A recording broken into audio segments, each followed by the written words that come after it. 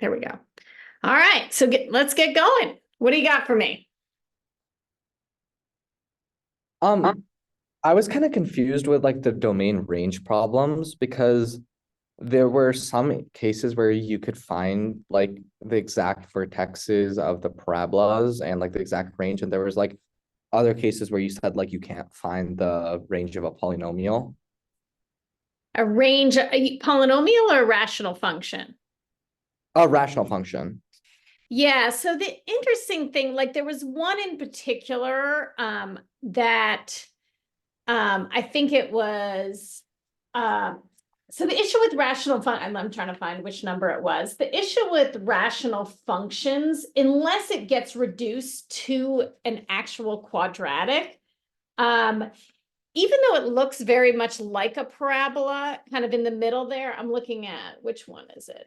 It was like number 6 in that more fine domain and range. I think that might be the one you're talking Yeah, about. that's the one I was thinking of. Yeah, so that one, I mean, you could, I mean, I think most people would draw it with the bottom of that parabolic looking thing having like the lowest being at the y-intercept. The problem is it's not actually a parabola per se, because a parabola would be a quadratic that goes on forever in the x direction. And it looks parabolic because it's going close, and it is kind of looking like that shape, but it's getting closer and closer to those asymptotes. So it's not going on forever. So really to prove it that that's the low, you would need calculus. So that's why I said with that. I mean, if people told me with that one, okay, you know, that low of that part was 27/4. But anything that's not obvious with a rational function that has like a kind of like that local max or min, I wouldn't require you at this point to give me the range of. Got it. Got it. So that I think that's the only one. And I goofed when I gave that. This is like an extra practice that I gave. I shouldn't have even given that one, to be honest, because, and I didn't realize that until after I'd posted and went through the answers. And so like most people probably would have given that as the low point for that particular area, but again, we can't prove it really until we have calculus. So I'm not like, I wouldn't be comfortable asking you guys to do that. Also on the topic of like domain and range, Yeah. for the first like domain and range extra practice that you posted, for Yeah. number 7, you had this like rational function with like x cubed over like Oh, yeah. like a giant like x cubed polynomial Yes. over like x plus Hi. 1. And I was Hi. wondering, Is the Zoom on right now or is it at 9? It's right now. All right, I'm muting some people Okay. who are. And then also, I heard that the musical today went on. Okay, there we go. All right, wait, who did I accidentally muted someone that was asking me questions? I think it was me. Sorry. You're good. I was just going about muting everyone at that moment. Yeah, so go, keep going. That you're number fine. 7 that had the third degree on the top and x plus 1 on the denominator, right? Yeah, I was wondering how you could find the range if you even like could. Yeah, so the reason with that one is because when you break down the numerator, it ends up having a common term of x plus 1. So then you just get a quadratic. And we can always find a range of a quadratic knowing what we did from the last unit. So it would just be the y coordinate of the vertex to infinity, but then you would just have to exclude any holes. Oh, okay. That makes sense. But then you also then also like how do you know to like break down like once you factor out the 2, how do you know to break down that like third degree using like synthetic? Did you just like trial and error? I mean, the only way you can find really the range of that would be either to, because it's a rational function. So whenever you have a rational function, you just have got to get it in the habit of like factoring it. So the only way I could factor that, because I don't think that one we could factor by grouping. Yeah, we couldn't. So then I just guessed and checked to find a 0 that worked and then broke it down that way. Okay, thank you. Yeah. Wait, I have a question. I know you already told me about this, but I kind of need a review on one of the quizzes. where it had like 4 functions and then you had to choose the ranges and like could have a range between. Like it was like a whole page on the quiz. Was this the one where there were variables like underneath? Yeah. The square roots? Yeah. Yeah, let me see if I can pull that up. All right, give me a second. And I'm gonna see if I can pull it. So this was, I think it's listed as version 2 of that rational function quiz for people who are looking on Canvas. So give me a second to see if I can pull this up quickly. We also, do you have solution keys for the quizzes or should Yeah, we- I put them up today. I didn't have them here at home. So I went to Menlo and grabbed them this afternoon and I put them up Oh, a few hours ago. I put them up. Okay, give me a second. Let's see if I can open this. I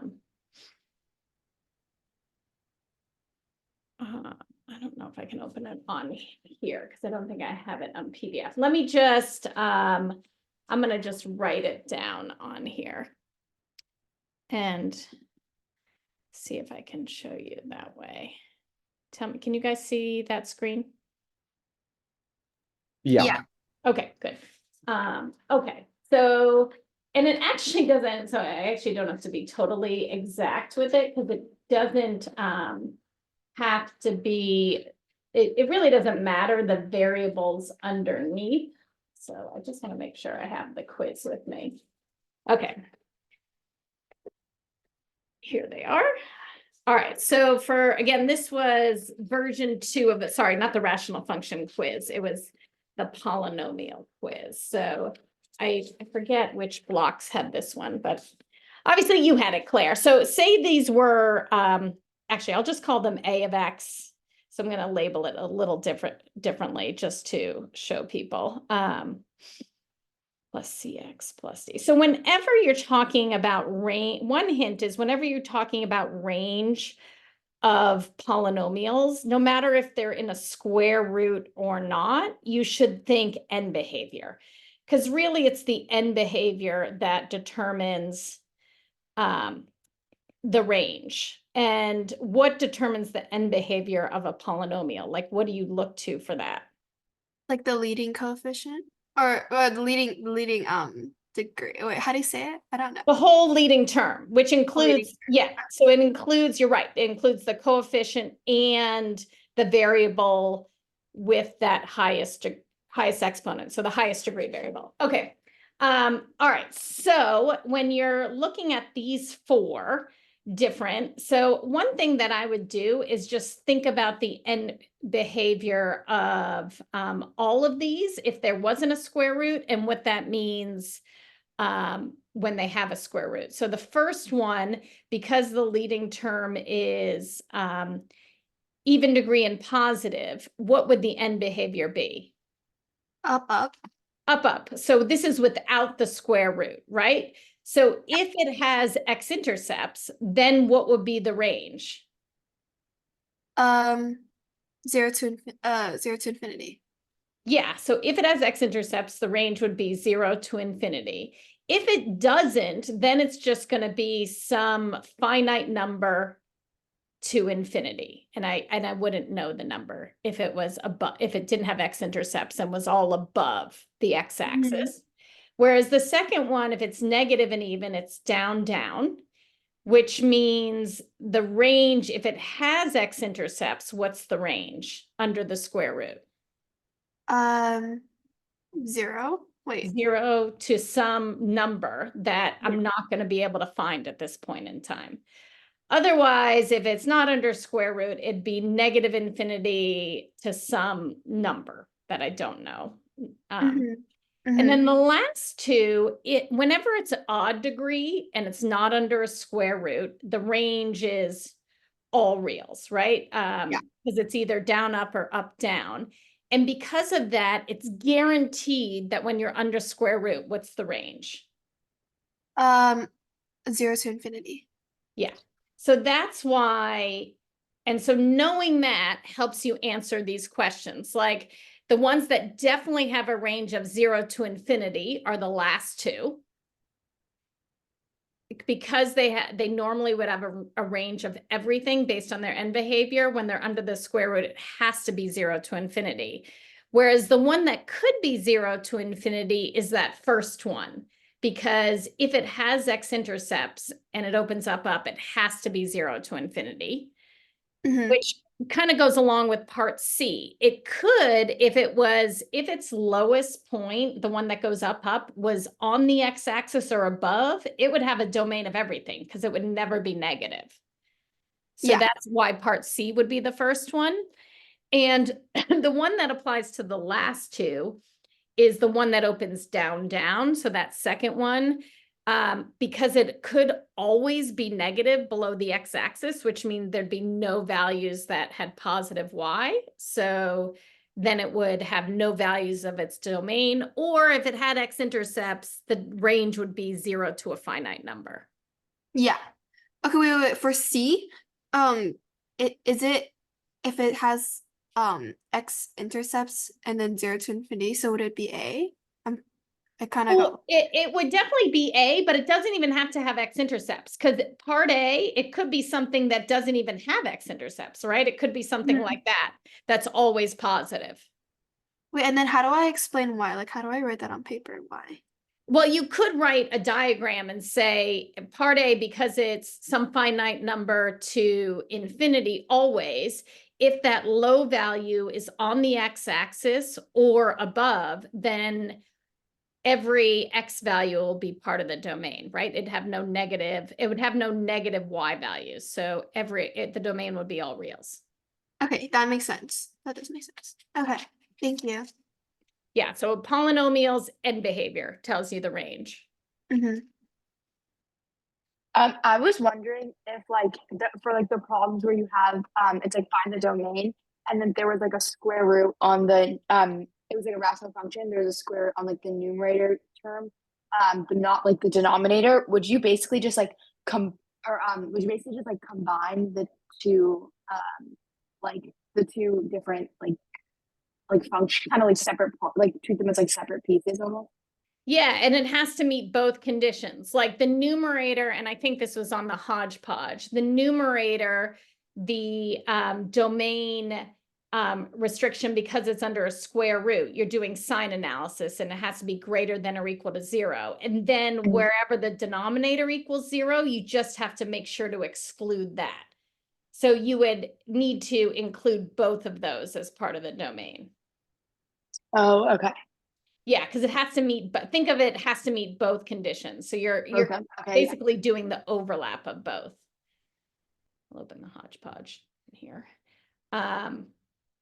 Yeah, and I forget that was it was where was it? And that I had on a test a couple of years ago. Yeah, that was like 6. Which is an interesting problem, because the denominator, to find where that equaled 0, you had to use what we learned about breaking down polynomials by synthetic division, getting it down to a quadratic, so you could get those x-intercepts which is where it equals 0. And then the numerator, you just factor that difference of squares and set up the inequality where it's greater than or equal to 0. And then you just use the overlap of both of those. Okay, thank you. Yeah.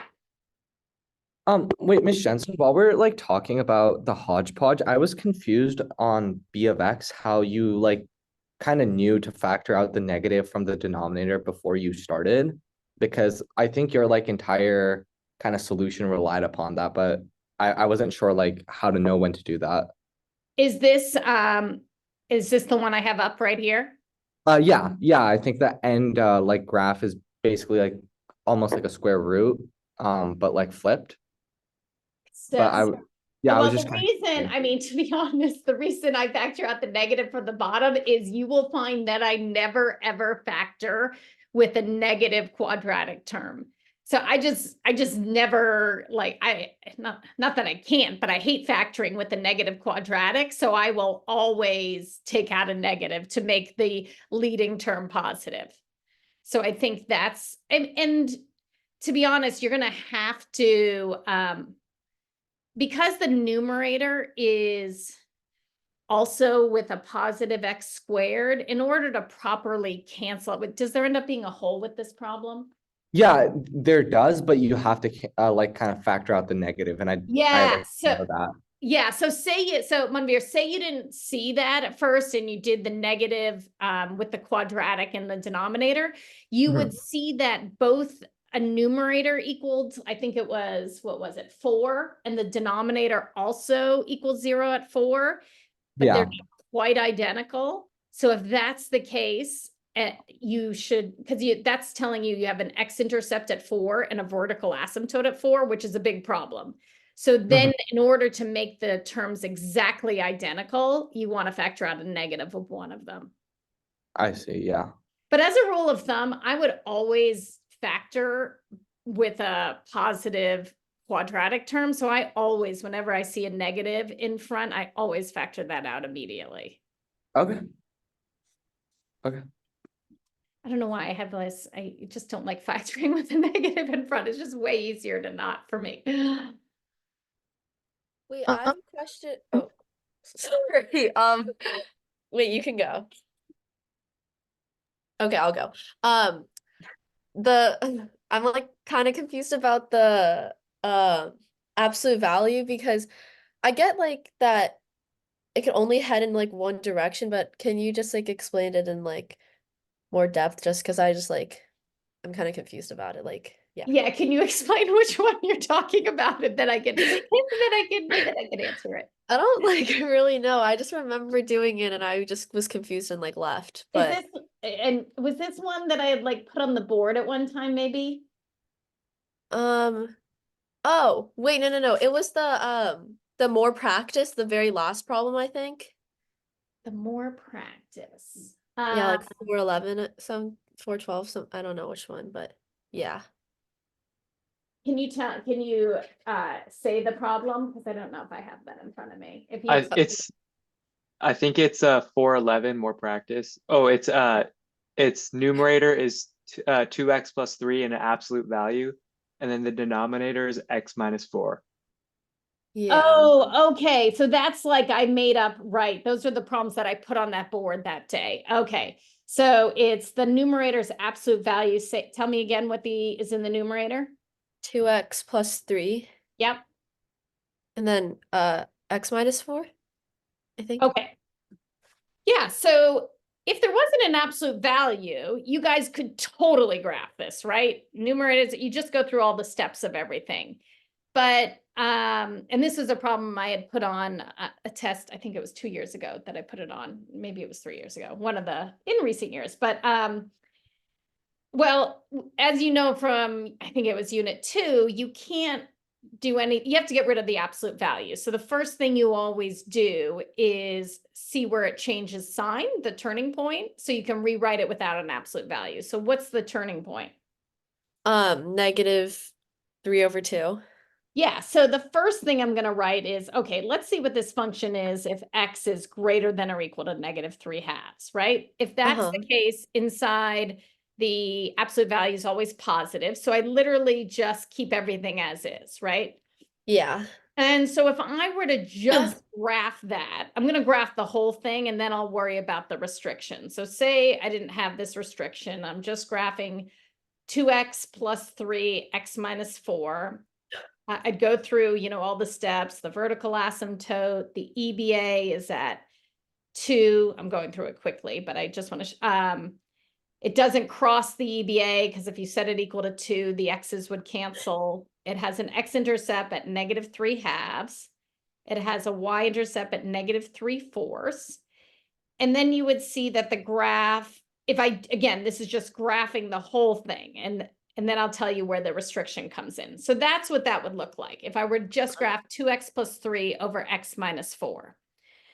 But then I have to keep in mind that I'm only graphing for x greater than or equal to -3/2, which means the only thing that applies for this graph is x greater than or equal to -3/2. So I'm literally just taking anything, that's the piece that is coming from here. Okay. And then then you do the same on the other side.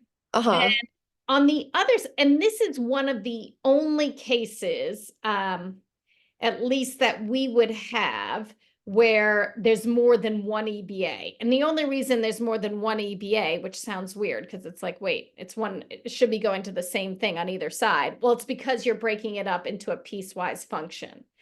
Because if x is less than -3/2, the graph is -2x minus 3 over x minus 4. And again, you would totally graph that as normal at first, where the EBA this time is -2. And I'm just going to graph be over here. And it would look something like this. If you were, again, it would be slower, but I'm just kind of going through what it would end up looking like if you went through the graph. Uh-huh. But the only piece you're taking is x less than -3/2. So the only thing that comes from here is this piece.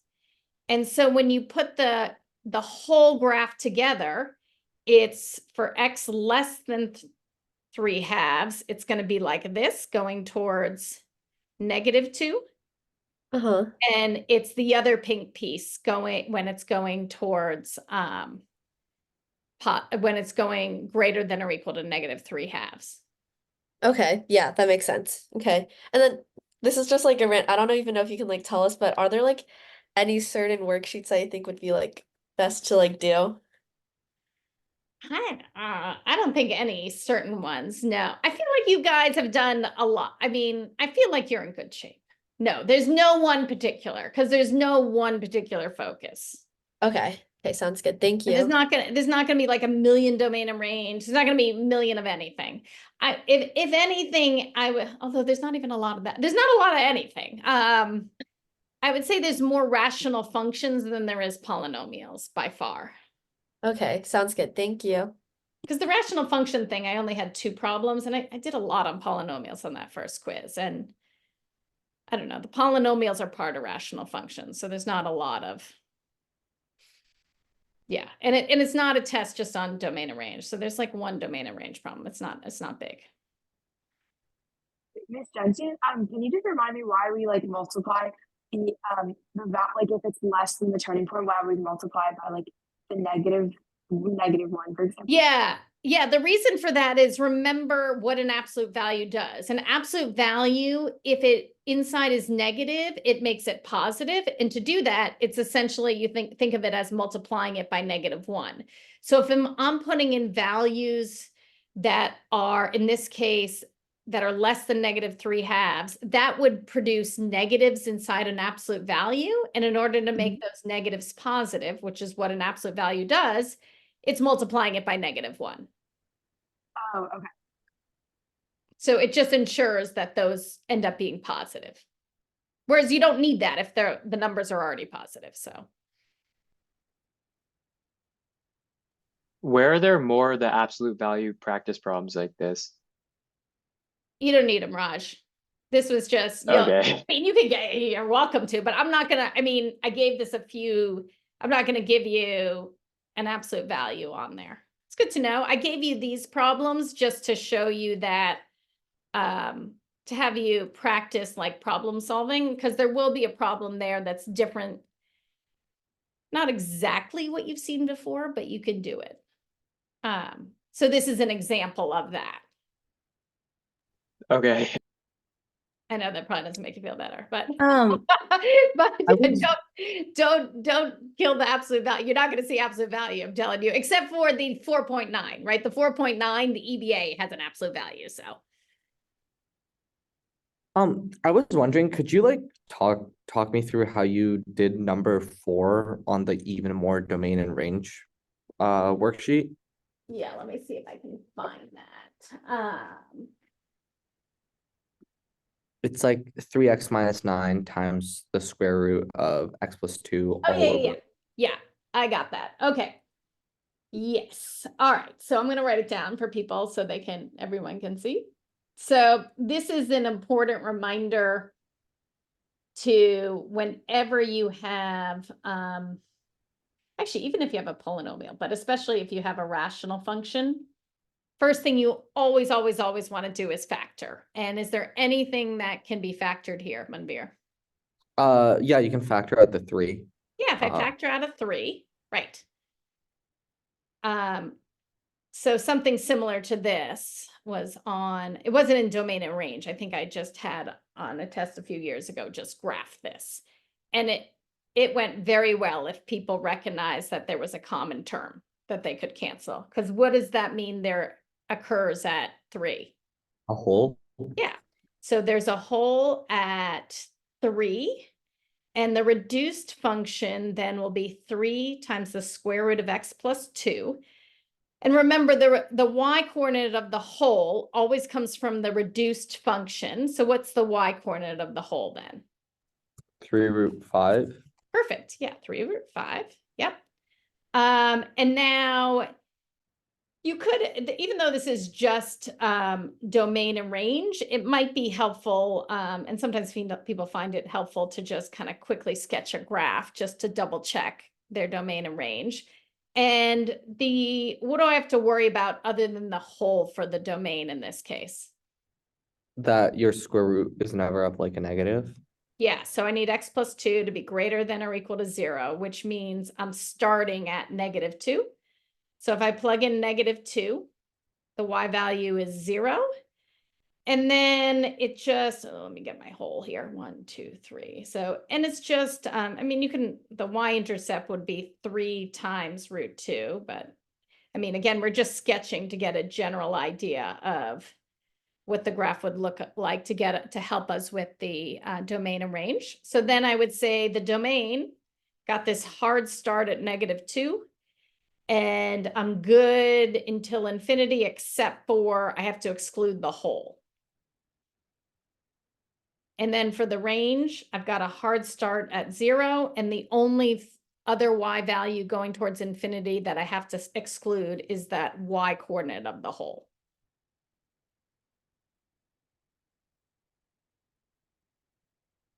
Okay, thank you. You're welcome. Yeah, so sometimes doing a little graph, especially with a rational function, may be helpful. But don't take it. Oh, Yeah, go ahead, Malia. on question 5 on the hodgepodge, for like Yeah. the EBA on the answer key, you wrote it with like the domain. Do you want us to do that on the test? Or like you don't really use it, but you just write it on the side? Let me see. I mean, if I don't ask for it, I don't think so. I'm wondering why. I'm gonna look to see why I wrote. Where was this? This was number 5. Yeah, I think it's 5 on the hodgepodge, but there's like a couple problems where you just write it, but then I don't think you really use it for anything. Yeah, you don't have to do the domain. Sometimes for me, it's helpful to think about a domain if it's a graph that I'm unfamiliar about what it may look like. But no, you don't have to. You don't have to write the domain and range. Oh wait, did I say domain? I meant like the remainder. Oh, okay, yeah. The remainder is important because remember, the remainder is going to help you to figure out if it crosses the EBA. Okay, but like, is that okay to like write that as like separate from like for under cross instead of like with the EBA? Yeah, that's fine. Yeah, Okay. I just get into the habit of once I've done the division, I just rewrite the polynomial as quotient plus remainder over divisor.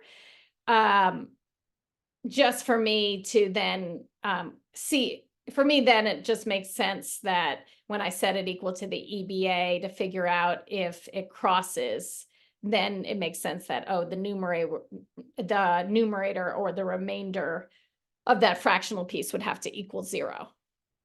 Okay, got it. Thank you.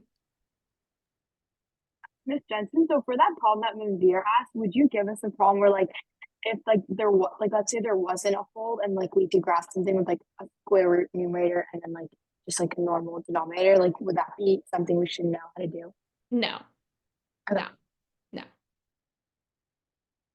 Yeah, so no, it would have to be something, yeah, that works out kind of nicely here. Yeah.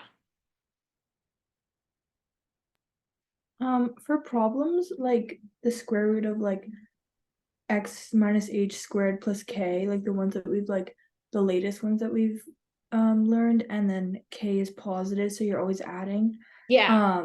Can you, or like should you find like the lowest point of the graph? Yeah, yeah, you should. And it's always, I mean, the lowest point is always gonna occur where this piece is 0, right? Okay. Because it's gonna be the range is gonna be when this piece is 0 plus k. So the range is gonna be the square root of k to infinity. So just find what will make this piece 0. And then Okay. and then that will be for your lowest point there. Okay, thank you. For domain and range, like more on B of X, I don't know how to find like the super like finite number. Like I know how to find one end of the range, but I don't know how to find the other. Which one are you looking at? More domain and range, Oh, okay. B of X. Yeah, let me see if I can find that. Want me to read it to you? Is it the -3 times the square root? Yeah. Okay, yeah, I'll write that down. So b of x equals -3. Oh, this is one I can actually answer it right now. If you look at the solutions, I say I can't, well, we can't find, at least not with the math we know right now. I say can't find the range because it would be 0 to a finite number, and we don't know what that finite number is. And then we'd multiply it by -3 and add 7. So it's like finite number to 7. Well, it would be -3 times the 0 to finite number, right? Plus 7. And so, yeah, so it'd be, Something to What? 7. it would be, yeah, so some finite number, right, to 7. What do you want us to write? I would just want you to write, you can't find it. That's all. Oh, okay. Yeah, that was what I would just expect you to say, cannot find it. Because the end behavior inside, well, if I asked you why, then you would just say the end behavior is down, and and you don't know what that high value is. Okay, thanks.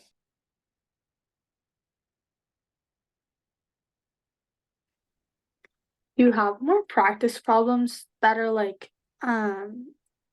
where you have like the EBA and then you're adding or subtracting like some fraction, like for 4.7b.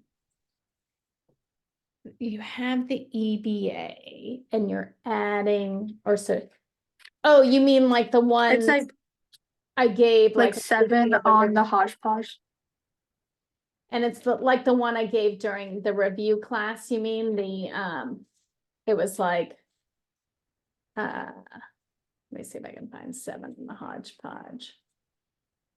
Where 'Cause I you're think- like f of x equals q of x plus r of x over p of x. Yeah, and wasn't that the one that Yeah. we did at the start of the review, and then I gave you guys another one? Yeah. Wasn't that one? I don't have any off the top of my head, but I could make one up if you guys want.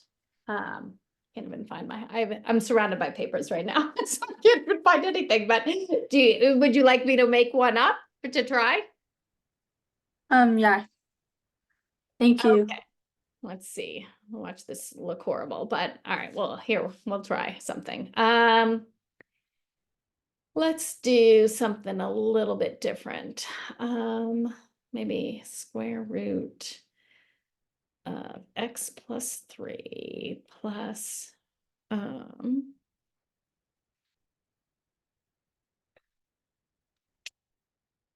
x minus 2.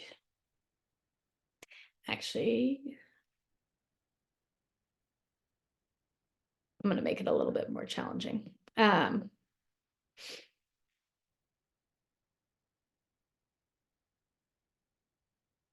Okay.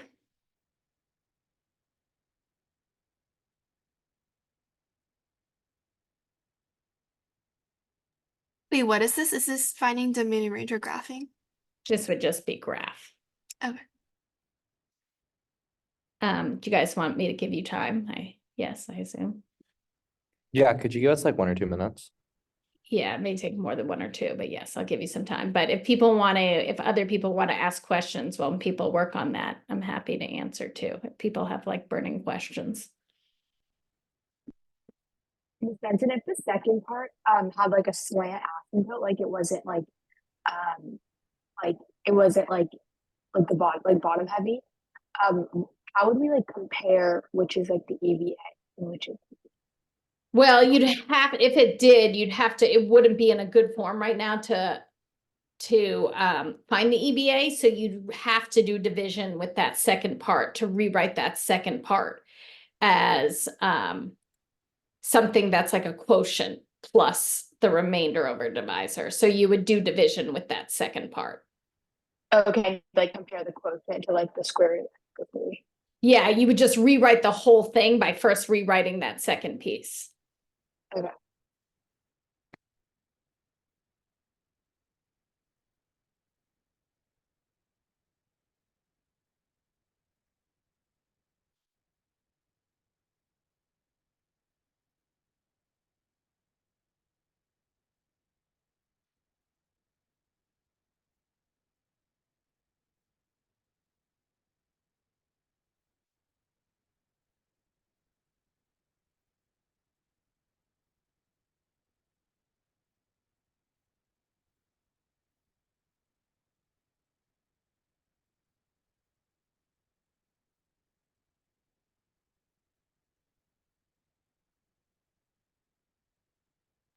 I have some questions about domain and range with holes.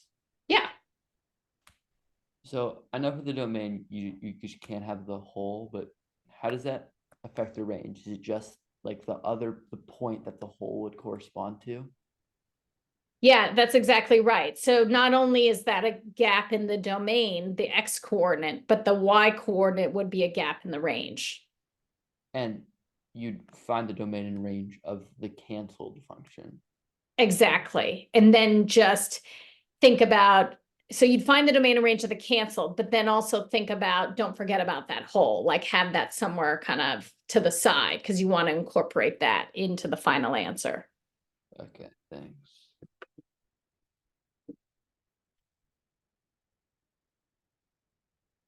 Wait, so you would like find a domain and range of that simplified function, and then you just incorporate where the hole is to make sure it excludes that? Exactly, right. Okay. Yeah, because think about, and you can think about, it's kind of the same when you graph it. When you graph it, you graph the reduce function, but then you have that hole in there too. Okay, that makes sense. Thanks. Wait, I just have like another question. So like for one of the quizzes, it says like write out all the zeros. Do I just like put down the numbers? Like, does it matter like if I write them in a certain way, or do I just say like 2 or something like that?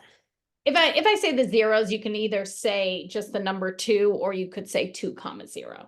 I won't be picky Okay. about that. Okay, thank you.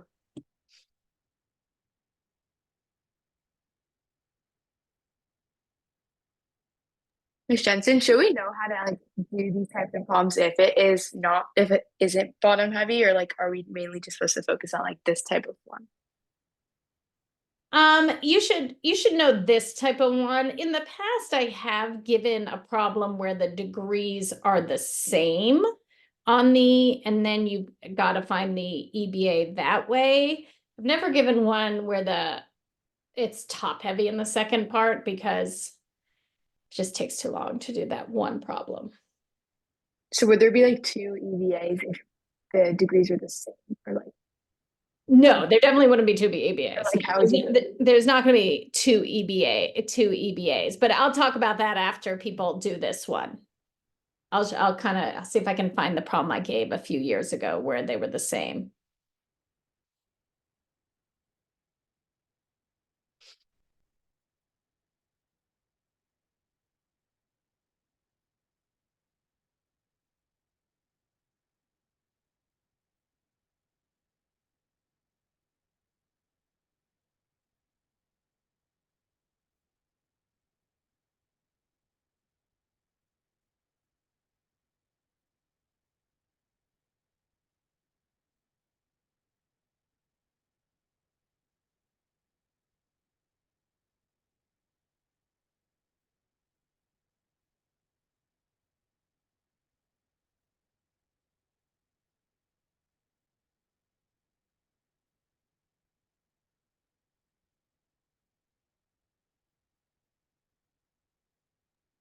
Can you quickly go over how to do number 2 on the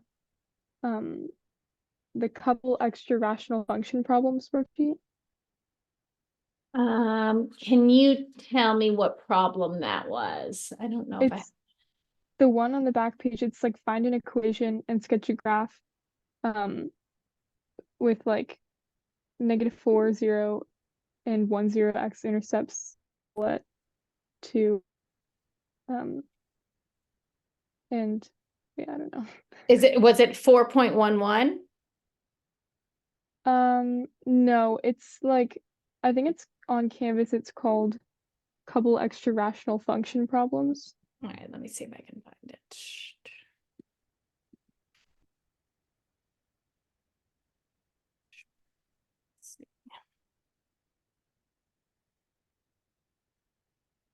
Oh, I see where it is. All right, let me open up so I can see. Oh, it was the one with, all right, let me see. And then we'll go back and do this graph, but let me see. All right, so it said x-intercepts -4, 0, 1, 0. I'm just gonna write it down for everyone. Whole at x equals 2. No vertical asymptotes. The EBA is y equals -2, and then the y-intercept is 0, 2, right?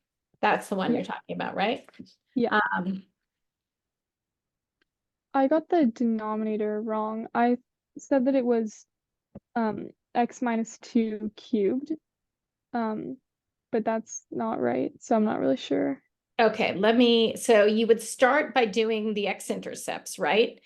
Yeah. And no vertical asymptotes, so we're going to hold off on that just for a minute. And then we would say for the whole, you need it in the numerator and the denominator. And then for the EBA to be y equals -2, you'd need a -2 up here, but you'd also need the degrees to be the same. Yeah. So that's when I would put x squared plus b, some value to, because the reason you couldn't, did you say you did x minus 2 cubed? Yeah. So the problem with that is then you wouldn't have a hole at 2, you'd have vertical asymptotes at 2, because it would still be left in the denominator when you reduce. So Okay. you want to reduce and still have degree 2 in the denominator, but not have vertical asymptotes. And the way you do that is you have something that produces imaginary. And so that's why I'm doing x squared plus. And then you can use this. I can plug in 0 for x and 2 for y to solve for what does this b have to be. Okay. Okay, thank you. Yeah, you're welcome. All right, people, we ready to do this one? Yeah. How did the graph look? I haven't done the graph yet. How does the graph look? Pretty weird? It had like 3 sections. Which makes sense because how many vertical asymptotes are there? 2. 2, yeah. So there's always going to be one more. It means it's broken up twice. So there should be 3 sections, one more section than vertical asymptotes. All right, so let's talk about some key things to graph here. Well, we'll do the vertical asymptotes, I guess, since we just talked about them. 2 and 3. And what's the EBA here? Root x plus 3. Yeah, and the reason is as x gets huge, you just want to double check this, that this piece definitely, because it's bottom heavy, goes towards 0. So yeah, I'm getting that as x gets huge, the y values are also going to get huge, but along the path of root x plus 3. And so just try to graph that somewhat accurately because it starts at -3. Where does it hit the y-axis at? Root 3. Yeah, root 3, which is, between 1 and 2. So just draw it like this. Okay, so those are my asymptotes. Now, I would say here to not find the exact x-intercepts, which sorry, I should have said that from the beginning. What about any y-intercepts?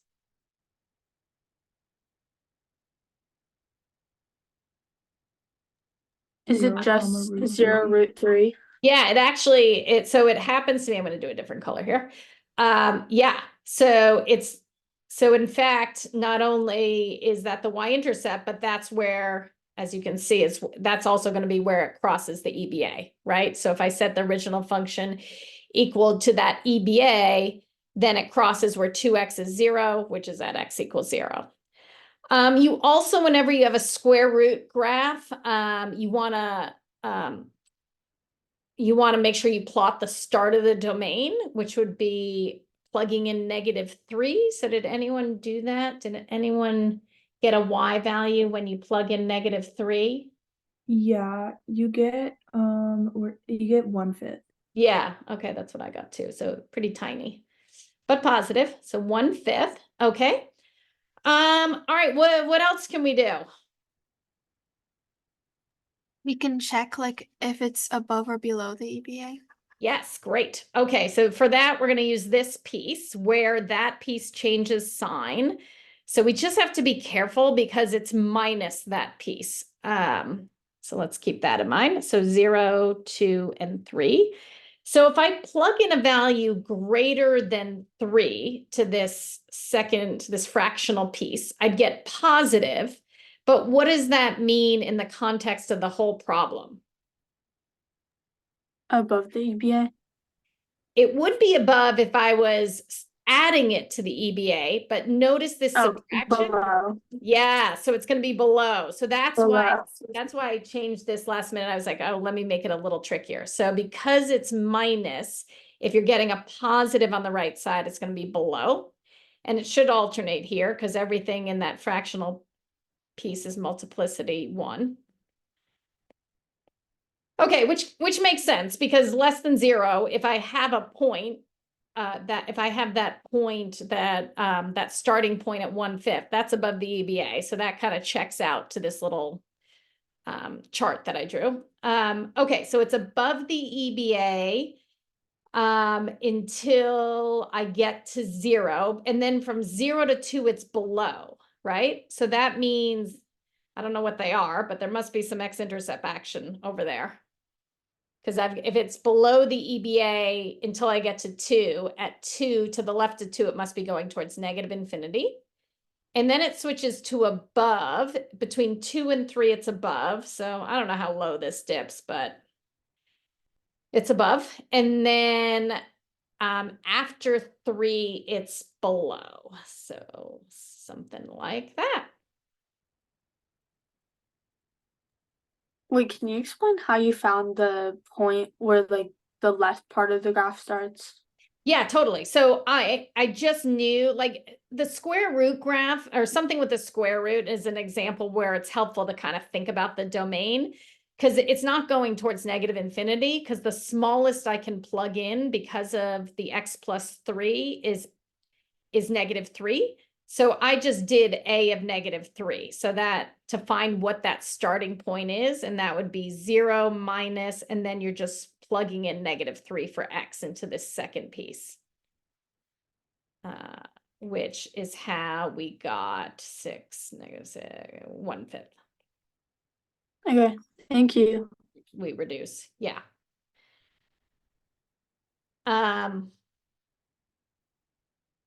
So what I gave, and this was probably several years ago now.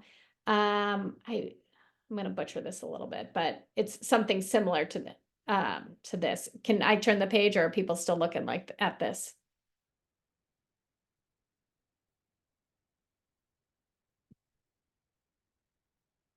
Wait, I have a quick question. Yeah. Will it always switch above and below the EBA? Well, no, because what if I had what if it was 2x over x minus 2 squared? And then it would stay the same. Then it would stay the same on either side of 2. So the multiplicity rules, they always are going to apply in the same way. Okay. Like any sort of sign type of analysis. Okay, thanks. Any other questions with that one? Wait, I still don't really understand how you found where it crosses the EBA. Oh yeah, so do you understand that the EBA is square root of x plus 3? Yeah. Okay, so then you just set it equal to that, and because when to see if it crosses, you always set the original function equal to the EBA. And when I Yeah. do that, this would cancel. And the only way it crosses is if 2x over x minus 2 times x minus 3 equals 0. And the only way that equals 0 is where the numerator is 0. Yeah, so then x would equal 0. And then you plug Yes. in 0 for x. for Yeah, and every we already did that when we found the y-intercept, right? So we already knew that when x is 0, y was root 3. Oh, okay. So it just so, that's not, obviously that's not always going to be the case, but it just so happened in this particular instance that that was the case, that it happened to be the y-intercept. Yeah, okay. Both of those x-intercepts like irrational? Say that again? Are both of the x-intercepts irrational, like numbers? Oh, in this case? Yeah. In this case, yes. That's why it would be way too hard for you to, well, impossible for you to find it. So without using like a grapher, yes. That's why we just estimate the general shape. Can you go back to the question? Yeah, that question. Like the one with the x-intercepts? Yeah, like, wait, can you scroll down? No, can you scroll down a little? go down. Yes. Yeah. Okay, wait, never mind. Oh, okay. Wait, could you give like one like problem for domain and range?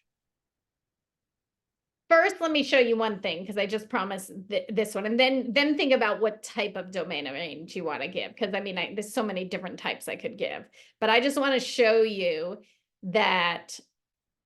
So 1 year, this was kind of the stretch problem that I gave. And it said, don't need to find x-intercepts.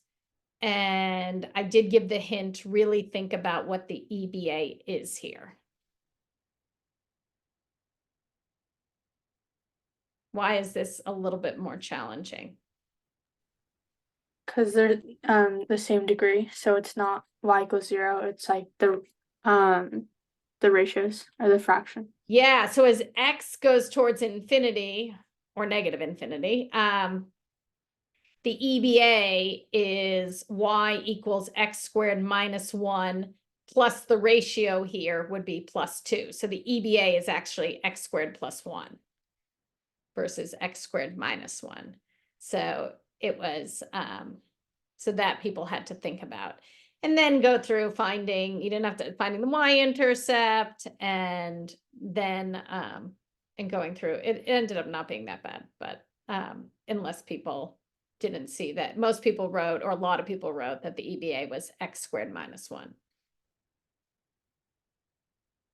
Wait, does that mean that we can like add the rational function to the other EBA and like other problems? Like how can we never? Oh, because this goes towards 0. I mean, I guess you could add it, because in the other problem, right? Because it was bottom heavy, where is it? This always had gone towards 0, this piece. Oh, so we knew it wasn't a part of the EBA. Yeah, exactly, right. Whereas in this case, it didn't go towards 0. The ratio, the degrees are the same. So when x gets huge, the EBA is x squared minus 1 plus the ratio of those coefficients. So plus 10 over 5, which is just 2. Okay.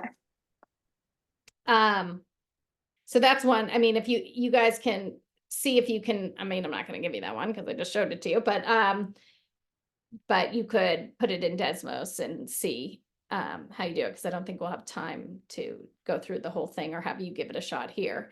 I forget who, Manvir, was that you who asked me domain and range? Yeah, that was me. Could you give one that's like a square root of like, I don't know of like a bunch of linear factors, like number 3 on find the domain and range? Like a most recent find the domain and range? Yeah, it's like 2 square root x squared times x minus 1 cubed times x plus 1 to the 9th. Oh, yeah. Okay. So it's like a polynomial inside. Yeah. Okay. All right, so find B and R. Okay.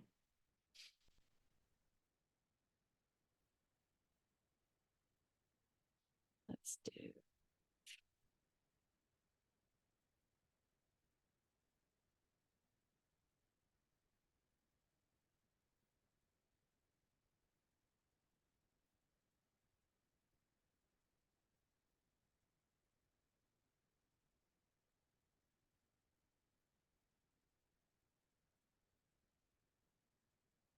Okay, and that +7 is outside.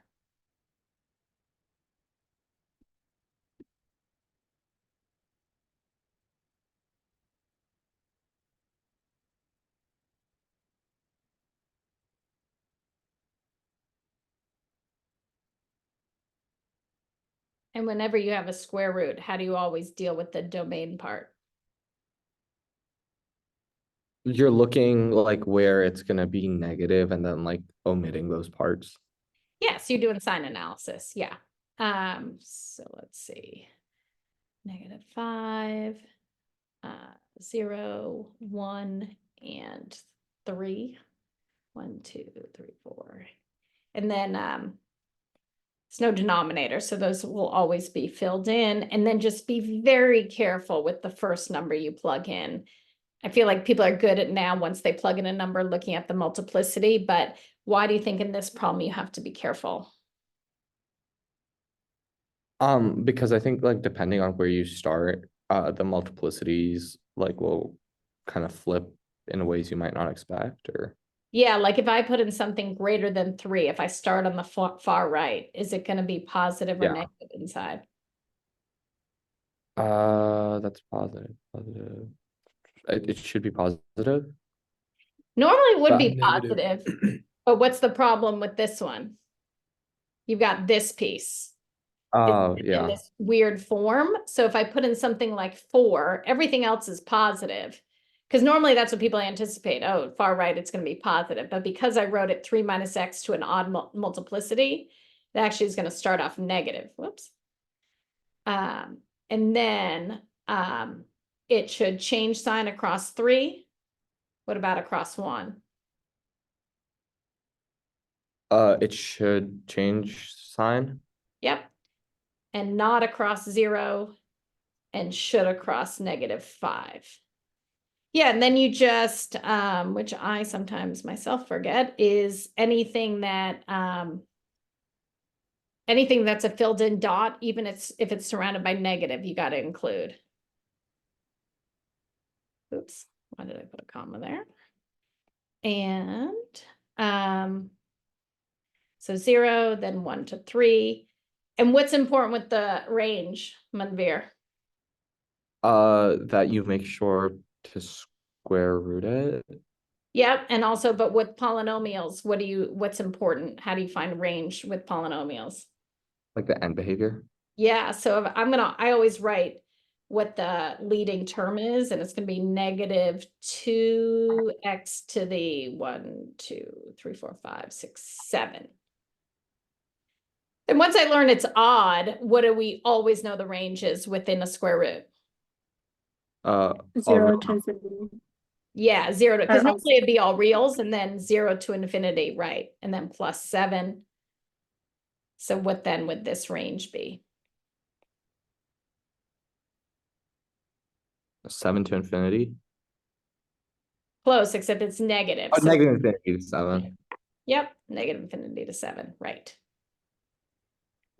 And why is that not going? My pen is dying. Yes, negative infinity, pretend there's a bracket there. Negative infinity to 7. I think my pen is given out. What do you guys think? School tomorrow? No, but like, what would happen if like school did get canceled? What would Oh, we do? please don't. I can't do this stuff one more day. Are you guys done with rational functions and polynomials? I'm so done. I don't know. Then we'd have to, you mean what happened with us, we'd just have to, back up the test today for those who have it tomorrow. Please no. Wait, would C Block also get their test pushed back if we don't have Uh, school tomorrow?